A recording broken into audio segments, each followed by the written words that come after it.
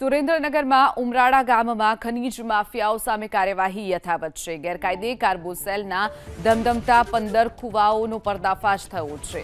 આશરે 300 ટન કાર્બોસેલનો જથ્થો સ્થળ પરથી મળી આવ્યો છે।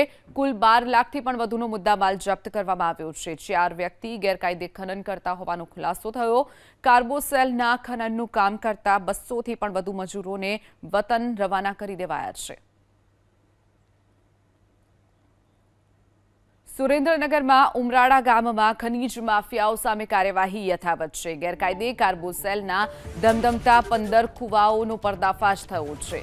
આશરે 300 ટન કાર્બોસેલનો જથ્થો સ્થળ પરથી મળી આવ્યો છે। કુલ 12 લાખથી પણ વધુનો મુદ્દામાલ જપ્ત કરવામાં આવ્યો છે। 4 વ્યક્તિ ગેરકાયદે ખનન કરતા હોવાનો ખુલાસો થયો।